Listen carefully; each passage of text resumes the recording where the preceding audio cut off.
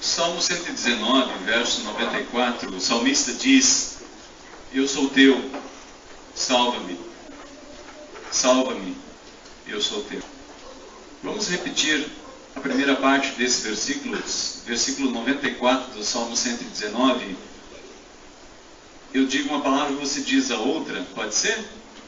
Eu sou teu, salva-me, Senhor. Eu sou teu? Salva-me, Senhor. Salva-me, Senhor. Eu sou teu. Eu sou teu. Vamos mais uma vez? Eu sou teu. Salva-me, Senhor. Salva-me, Senhor. Eu sou teu. Que Deus ouça essa sua oração e que venha ao seu encontro. Há poucos dias nós conversamos sobre Abraão e sua experiência debaixo do tema Quando Somos Provados.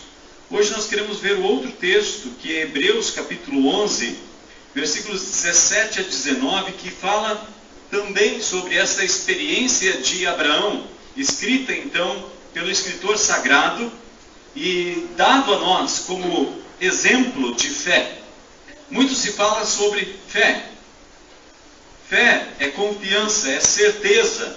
Hebreus capítulo 11 nos diz, no verso 1, a fé é a garantia do que se espera e a prova do que não se vê.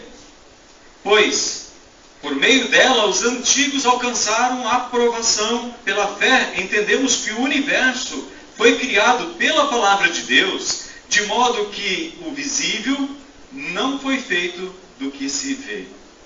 O que é visível não foi feito do que se vê. Deus cria do nada.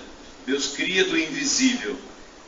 E andar por fé, Paulo diz em 2 Coríntios, no capítulo 5, no versículo 7, que nós andamos por fé e não por vista. Então nós temos que tomar posse daquilo que Deus disse especialmente, daquilo que Deus prometeu. E nesse texto, do versículo 17 ao 19 de Hebreus capítulo 11, ele fala também sobre esta mesma experiência de Abraão, só que de uma forma, uma ótica já de um homem que foi impactado pela história e alguém inspirado pelo Espírito Santo que traz para nós também algo de muito valor. Ele diz: pela fé, Abraão, quando provado, ofereceu Isaque para ser sacrificado. Sim, aquele que havia recebido as promessas estava a ponto de oferecer seu único filho, sobre o qual se havia falado: em Isaque será contada a tua descendência. Ele considerou que Deus era poderoso até para o ressuscitar dos mortos, e assim também simbolicamente o recuperou. Vamos orar. Pai querido, nós oramos confiados na tua promessa e na tua palavra, que esta palavra do Senhor venha ao nosso coração produzir vida, assim como o Senhor produziu vida no coração de Abraão, que até hoje o seu exemplo nos impacta, o seu exemplo nos emociona, o seu exemplo de fé nos motiva. Senhor, que a motivação que a tua palavra traz ao nosso coração nos dê cada dia mais motivos para andar com o Senhor, para obedecermos a tua palavra, sabedores de que o Senhor está no controle de todas as coisas, de todo o universo, de tudo que acontece à nossa volta. Nada está escondido aos teus olhos, Pai. Nessa certeza, nós oramos pedindo a tua direção e bênção. Amém. Amém. Tiago, se você for um pouquinho mais adiante aí no capítulo 1, Tiago, se você for algumas páginas para frente, você vai chegar em Tiago. Tiago, capítulo 1, do verso 2 a 4, diz assim: meus irmãos, considerai motivo de grande alegria o fato de passardes por várias provações, sabendo que a prova da vossa fé produz perseverança, e a perseverança deve ter ação perfeita, para que sejais aperfeiçoados e completos, sem vos faltar coisa alguma. A fé, completada pela prova, nos deixa fortes e fortalecidos. Verso 12 a 15, ele diz: feliz é o homem que suporta a aprovação com perseverança, porque depois de aprovado, receberá a coroa da vida que o Senhor prometeu aos que o amam. Quando tentado, ninguém deve dizer, sou tentado por Deus, pois Deus não pode ser tentado pelo mal e a ninguém tenta. Mas cada um é tentado quando atraído, é seduzido por seu próprio desejo.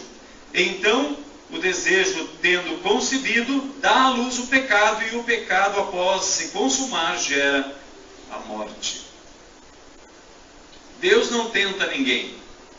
O tentador, ele responde por um outro nome. Deus prova a mim e a você. Deus nos prova. A provação tem o objetivo de mostrar do que nós somos feitos. Mostrar para nós onde nós estamos, para que nós possamos crescer ainda mais, fortalecer aqueles pontos fracos na nossa vida. A provação serve para que nós possamos vencer. A tentação não tem esse objetivo. A tentação tem o objetivo de nos destruir. Jesus diz que o inimigo vem para roubar, matar e destruir. João capítulo 10, verso 10. A tentação, à primeira vista, parece algo muito prazeroso. É o que aconteceu com Eva lá no jardim. A tentação sempre aparenta algo que de fato não é. A provação, ao contrário, quando nós vemos a provação, nós nos sentimos intimidados. Quando a provação chega, nós trememos na base, nossos joelhos começam a bater um no outro, porque nós vemos que nós não temos capacidade de provação. A provação pode ser maior do que nós podemos suportar, e então nós ficamos temerosos. Então Paulo conclui e diz, quando estou fraco, aí é que sou forte. Por quê? Porque quando nós somos fracos, nós nos agarramos naquele que nos fortalece. Por isso ele disse, tudo posso, ou posso todas as coisas naquele que me fortalece. Paulo experimentou isso muito bem. Por isso nós podemos aprender da palavra de Deus e aplicar a palavra de Deus à nossa vida. E o meu conselho nesta noite é que este exemplo de Abraão sirva também para mim e para você como exemplo. Eu gostaria de meditar debaixo desse tema com vocês. Imperativos na provação. A palavra imperativo é o verbo que dá ordem. Uma ordem só pode dar quem tem autoridade. Tem um ditado popular que diz, manda quem pode, obedece quem tem juízo. Porque aquele que tem autoridade para dar ordem, também tem autoridade para exigir obediência. Ou punir a desobediência. Tiago fala um pouco mais adiante, se você está ainda em Tiago fala um pouco mais adiante sobre esta questão. Só existe um legislador e juiz. Capítulo 4 de Tiago, no versículo 11 e 12, ele diz assim, irmãos, não faleis mal um dos outros. Quem fala mal de um irmão e o julga, fala mal da lei e a julga. Se julgas a lei, já não és cumpridor da lei, mas juiz. Há um só legislador e juiz, aquele que pode salvar e destruir. Mas quem és tu que julgas o próximo? Ainda em Tiago, se você caminhar um pouquinho mais para frente no capítulo 5, no verso 9, diz assim, irmãos, não vos queixeis uns dos outros, para que não sejais julgados. O juiz está às portas. Eu fui impactado há uns 14 anos atrás com esta palavra. Eu estava passando por uma luta muito grande e eu comecei a murmurar. Isso é coisa comum para mim, talvez para você isso não aconteça. Reclamar que a situação está difícil, que as coisas se interpõem entre você e o objetivo que você está buscando alcançar. E aquelas provações parecem que são intransponíveis, parecem obstáculos intransponíveis. Quem está acompanhando as Olimpíadas vê aqueles atletas se esforçando, se esmerando ao máximo para alcançar uma medalha, para conquistar o pódio. Eles treinaram 8, 12 anos, porque é a cada 4 anos que tem uma Olimpíada. E alguns deles não conseguem alcançar o êxito pelo qual eles lutaram tanto, eles se afadigaram tanto, eles abriram mão de si em muitas coisas para conquistar um lugar ao sol. Mas a medalha que eles recebem é algo passageiro. Você se lembra do último campeão olímpico de futebol? Algumas notícias são veiculadas de novo para que a gente se lembre, não é verdade? Eu não sei. Não estou preocupado com isso, mas eu não sei. Nós devemos nos esforçar por uma outra coroa. Quando as Olimpíadas aconteciam, os coroados recebiam uma coroa de louros, feita de folha de louros. Mas uma folha de louro, depois que é tirada da planta, ela logo murcha. Pedro fala para nós que nós estamos buscando uma coroa imarcessível. O que Pedro está falando é que nós estamos buscando uma coroa que não murcha. Vida eterna. Você tem buscado a vida eterna? Diante dessa luta, eu cheguei nessa palavra e pedi perdão a Deus. E prometi para Deus que nunca mais ia me queixar dos meus irmãos. Mas vira e mexe, a gente acaba tropeçando de novo. Mas a gente se levanta de novo.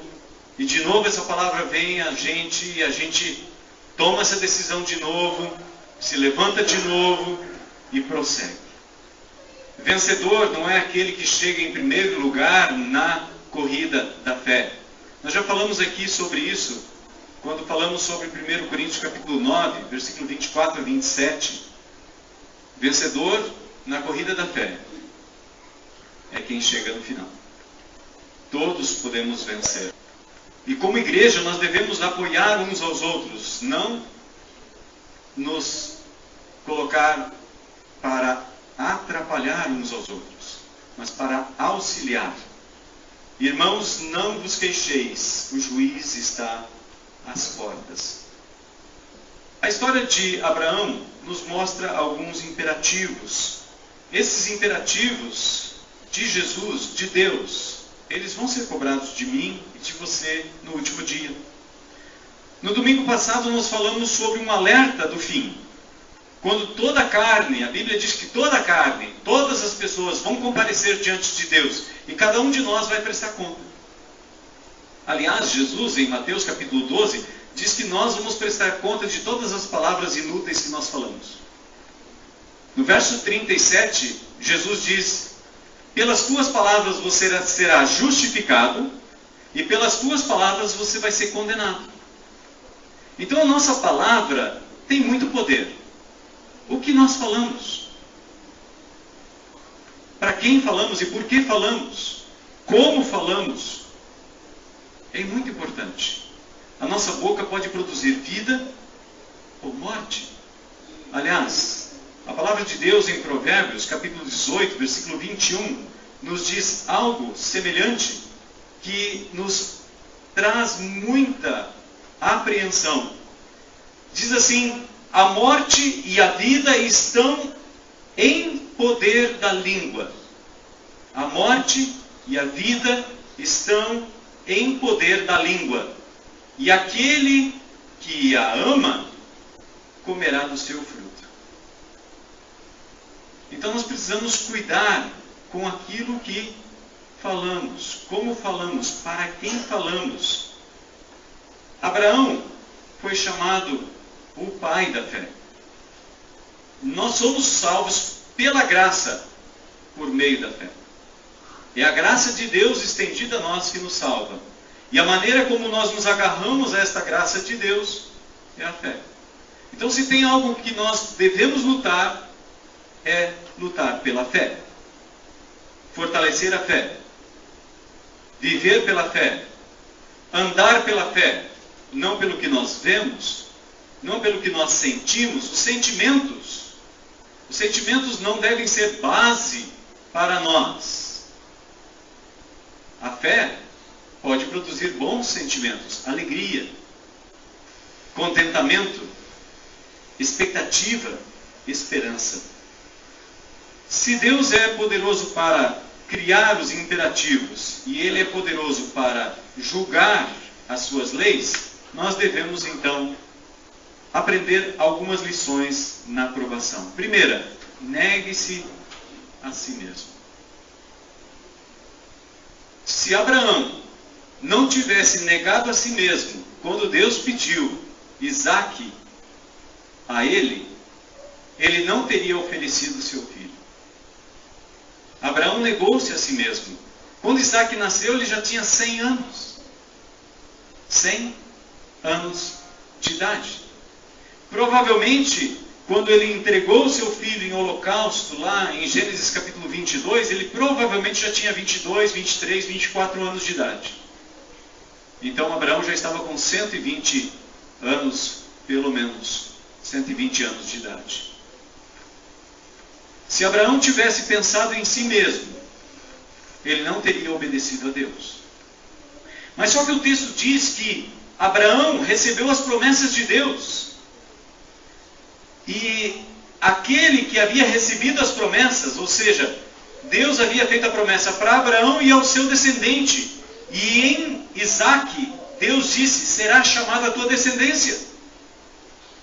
Só que Abraão não colocou em dúvida o que Deus pediu para ele. Jesus faz um apelo para todos nós. Ele diz lá em Lucas capítulo 9, versículo 23, a todas as pessoas que quiserem ser seus discípulos, ele diz, se alguém quiser vir após mim, negue-se a si mesmo, tome cada dia a sua cruz e siga-me.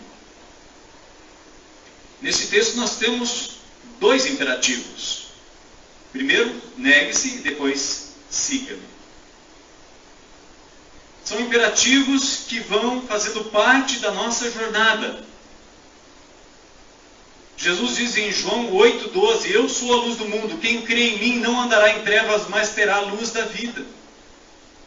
Você está com dificuldade, você não sabe o que resolver, você não sabe como resolver aquela situação na sua vida. Clame a Deus em nome de Jesus, Ele vai te dar direção. Às vezes nós queremos que Deus nos dê a resposta antes de nós termos uma dificuldade. Mas nenhum justo que clamou diante do Senhor ficou sem resposta. Confie no Senhor, Ele vai responder na hora certa. Deus não vem antes e nem tarda. Ele vem na hora certa. Então, se não chegou ainda a sua resposta, é porque não é a hora certa. Confie no Senhor.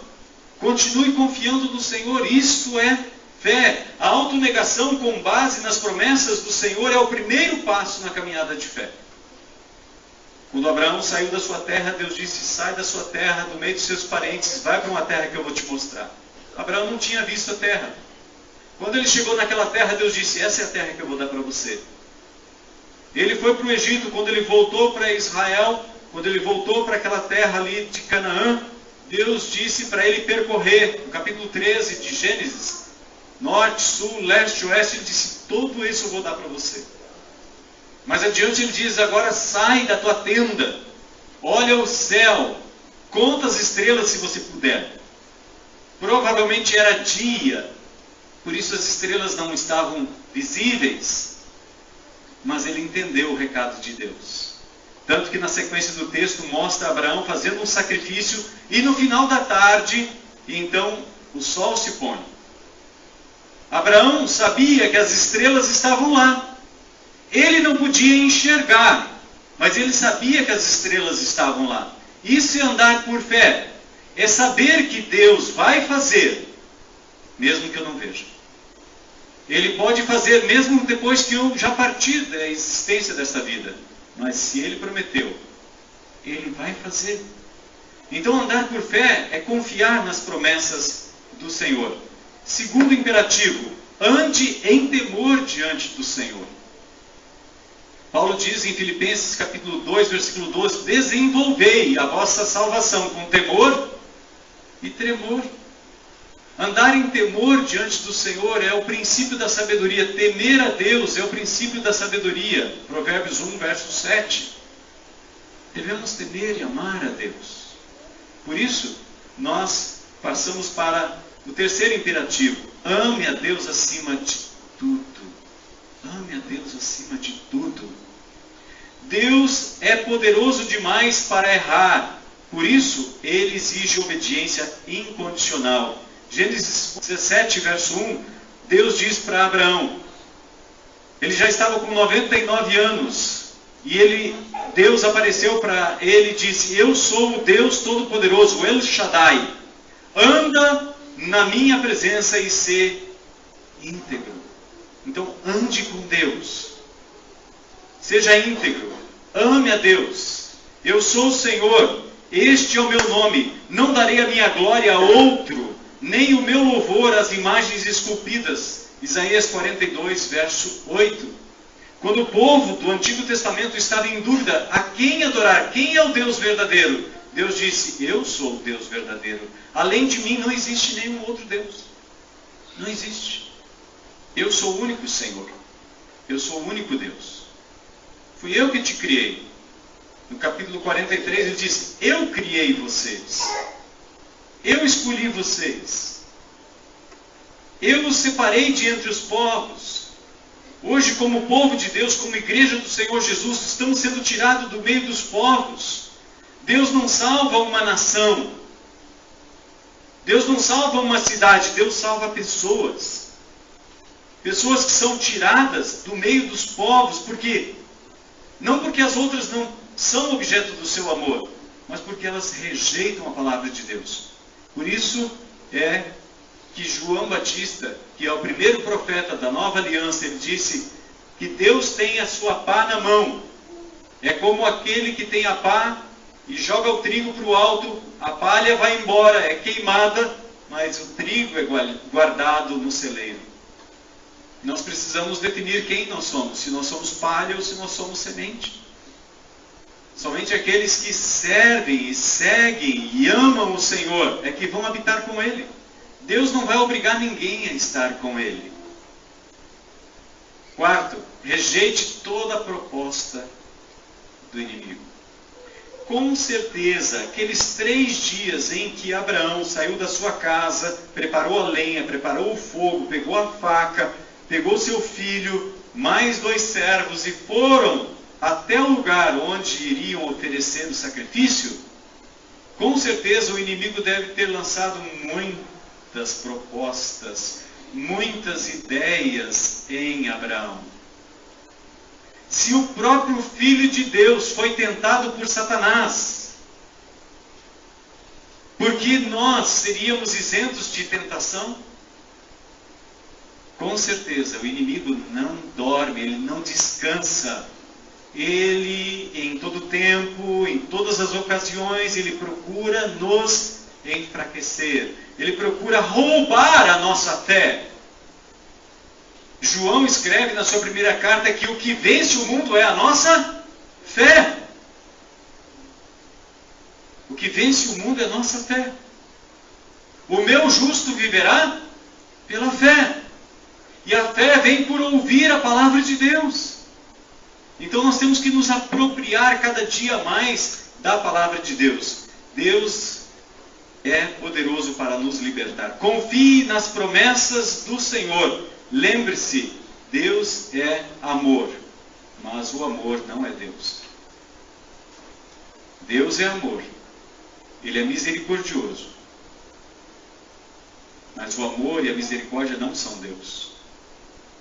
Deus não é um sentimento. Deus é uma pessoa. É uma pessoa, é um juiz poderoso para julgar e para criar leis. É Ele quem salva. É Ele quem declara a nossa inocência. É Ele que bate o martelo e diz: eles estão justificados por causa do sangue do meu filho. Por isso Paulo diz em Romanos capítulo 8, se Deus é por nós, quem será contra nós? Aquele que não poupou o seu único filho por amor a nós, por acaso não nos dará todas as coisas nele? Nós precisamos amar mais a Deus. Nós precisamos rejeitar toda a proposta do inimigo. Por quê? Guarde a palavra do Senhor no seu coração. No Salmo 119, no verso 11, diz: guardei a tua palavra no meu coração para não pecar contra ti.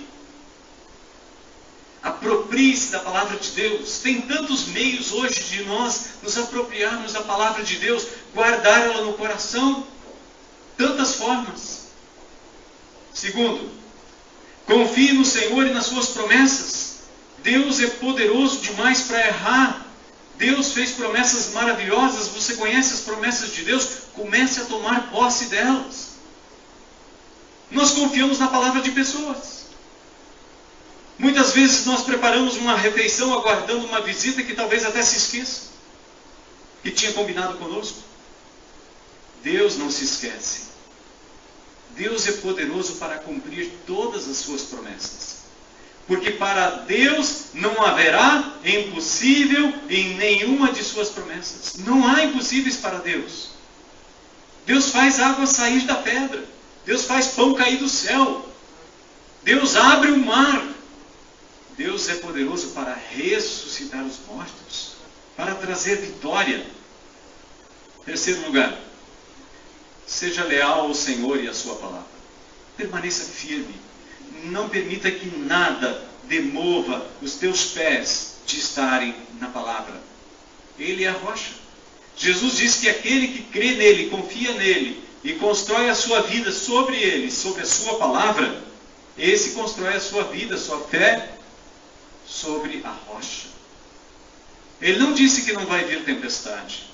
Ele não disse que não vai vir vento contra essa casa. Ele não disse que os rios não vão subir. Pelo contrário, vai acontecer o mesmo que acontece com a outra casa que foi construída sobre a areia. Porque o sol nasce sobre todos nós. A chuva vem sobre todos nós. Doença, dificuldades surgem no meio do povo de Deus ou fora do povo de Deus. A diferença é que nós estamos firmados na rocha. Doenças vêm, dificuldades surgem, mas nós continuamos de pé. Porque nós temos um Senhor que é soberano sobre todas essas coisas. Quarto lugar, abandone tudo que pode impedir sua jornada, uma jornada de obediência ao Senhor. Abandone tudo que pode impedir você. Hebreus capítulo 12,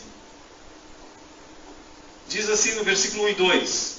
Portanto, também nós, rodeados de tão grande nuvem de testemunhas, depois de eliminar tudo que nos impede de prosseguir e o pecado que nos assedia, corramos com perseverança a corrida que nos está proposta. Existe uma corrida proposta por Deus para mim e para você. Não é corrida para ganhar medalha. É a corrida da fé. Jesus já venceu. Ele diz no verso 2, fixando os olhos em Jesus, autor e consumador da nossa fé, o qual, por causa da alegria que lhe estava proposta, suportou a cruz, não fazendo caso da vergonha que sofreu, e está assentado à direita do trono de Deus. Há uma promessa de Jesus que aqueles que vencerem sentarão com ele no trono. Imagina, aquilo que João e Tiago imploraram, levaram até a mãe para falar com Jesus, Mateus capítulo 20, foram para pedir para Jesus e levar a mãe junto. Senhor, permita que no teu reino um dos meus filhos se assente do teu lado direito e outro do lado esquerdo. Jesus disse, vocês não sabem o que vocês estão pedindo. E colocar alguém do lado direito ou do lado esquerdo não é minha autoridade, é a autoridade do Pai. É a autoridade do Pai. Mas aquele que vencer, Jesus diz, as suas cartas à igreja, em Apocalipse, capítulo 2 e capítulo 3, aquele que vencer, se assentará comigo no trono. Olha que promessa. Não é apenas um. Todos nós. Todos os que vencerem. Ser fiel até a morte, dar-te a coroa da vida eterna.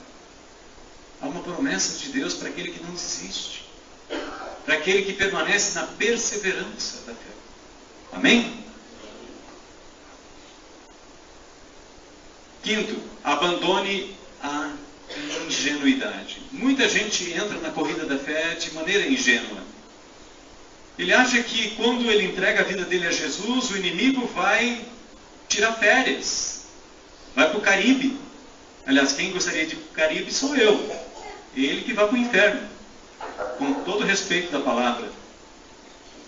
Mas o inimigo, ele não descansa, ele sabe que você está indo para a vida eterna. E ele vai colocar todo tipo de obstáculo para que você não chegue lá.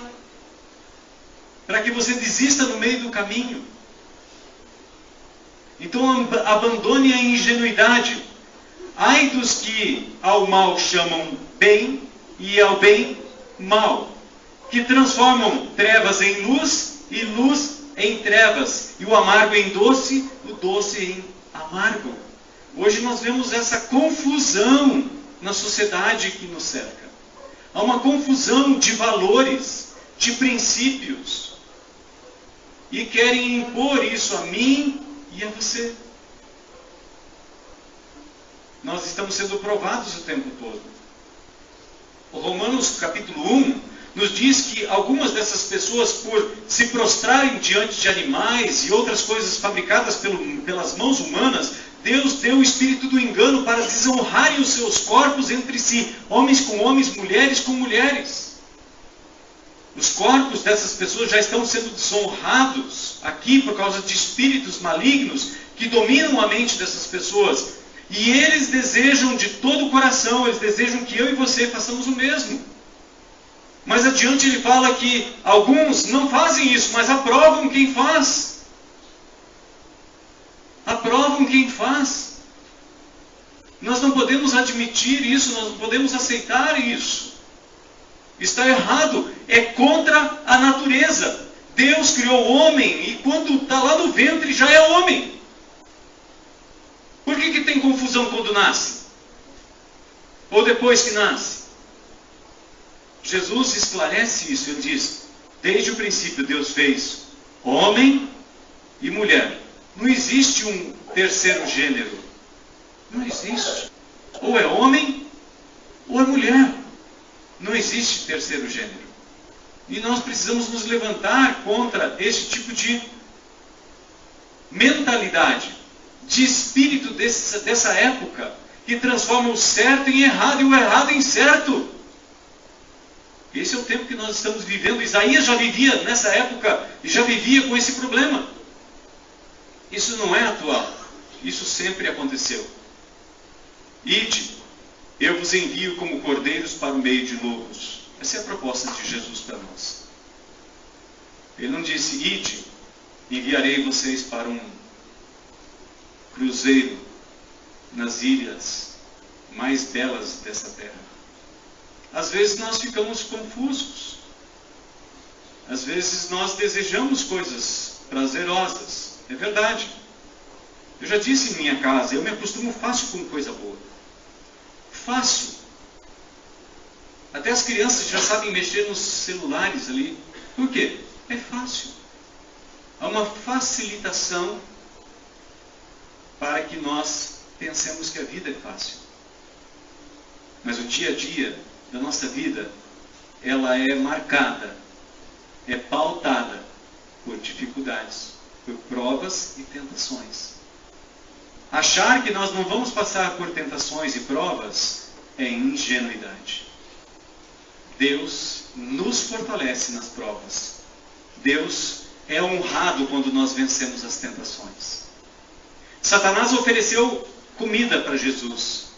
Jesus rejeitou.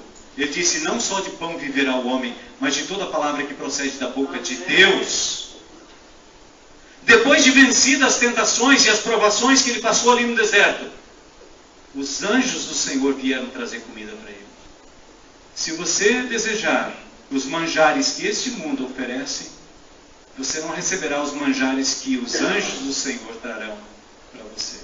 Mas se você rejeitar os manjares que este mundo oferece, o próprio Deus virá trazer alimento espiritual para você, para te fortalecer, como aconteceu com Elias. A Bíblia nos diz em 1 Reis, no capítulo 19, que Elias caminhou 40 dias e 40 noites por comer 2 pães e tomar 2 botijas de água. O alimento que esse mundo nos oferece, ele dura algumas horas. Jesus disse, eu sou o pão vivo que desceu do céu. Vocês comeram um pão que eu multipliquei, 5.000 pessoas. João capítulo 6. E vocês vieram atrás de mim porque comeram pão. Vocês têm que trabalhar por um outro pão. Versículo 27, então, de João capítulo 6, ele diz: vocês devem trabalhar por este pão, porque ele tem o selo de Deus. Jesus disse: eu sou este pão. Meu corpo é verdadeira comida. Meu sangue é verdadeira bebida. C.S. Lewis, um escritor cristão, ele diz que humildade não é pensar menos de si mesmo, é pensar menos em si mesmo. Nós vivemos no meio de uma falsa humildade. As pessoas pensam menos de si mesmo. Eu não consigo, eu não fiz teologia, eu não fiz aquilo outro. Humildade não é isso. Humildade é pensar menos em si mesmo.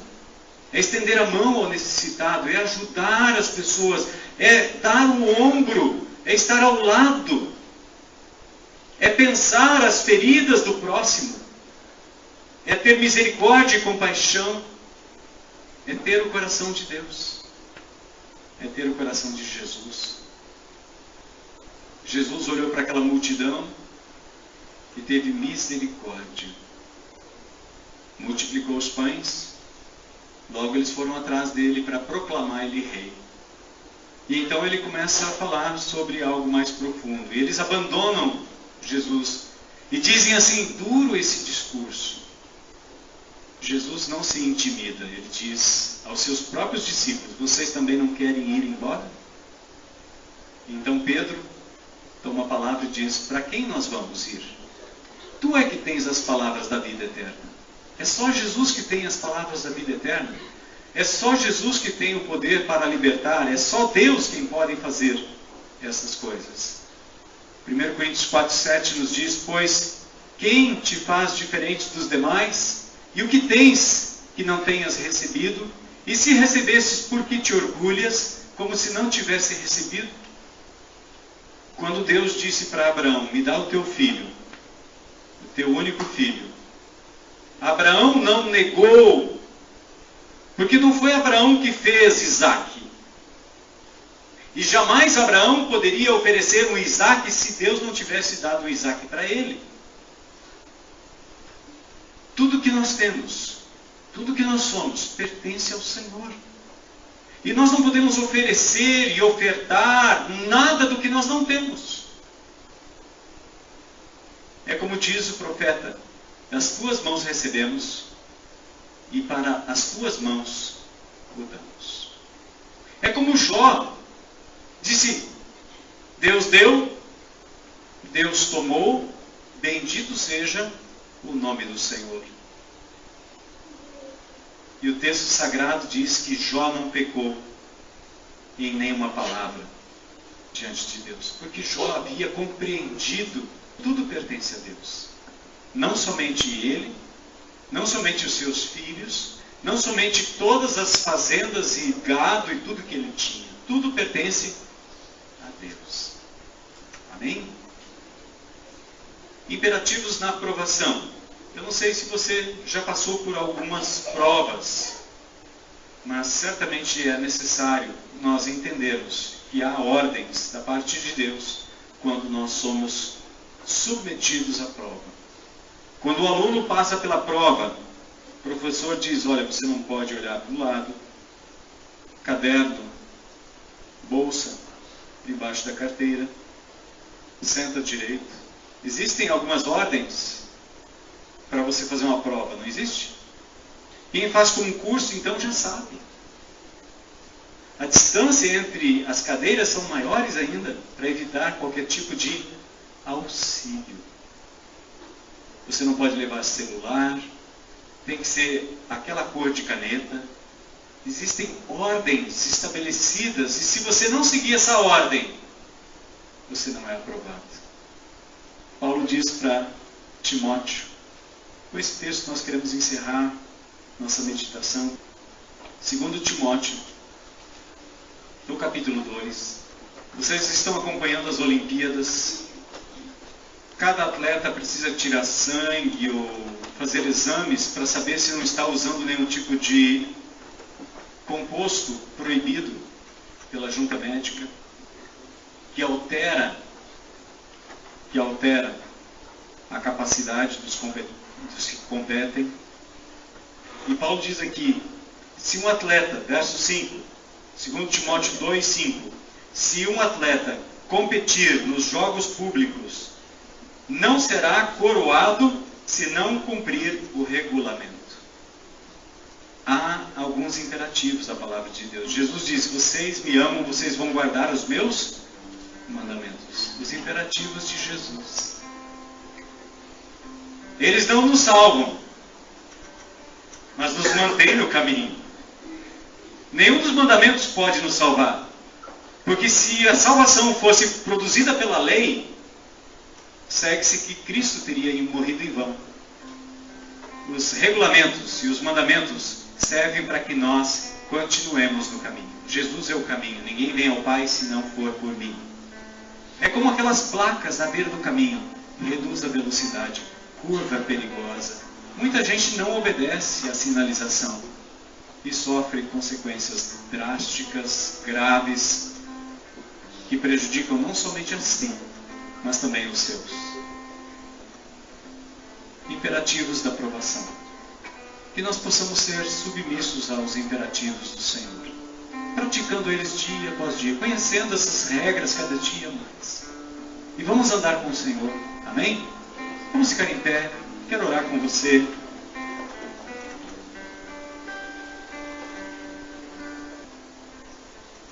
Que nós possamos fazer a nossa corrida sem muitas perdas.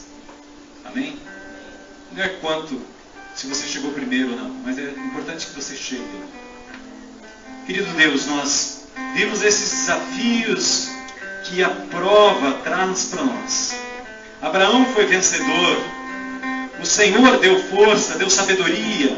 Não somente a ele, mas também essas provas que ele passou servem para nós de compreensão de como nós podemos nos relacionar com o Senhor.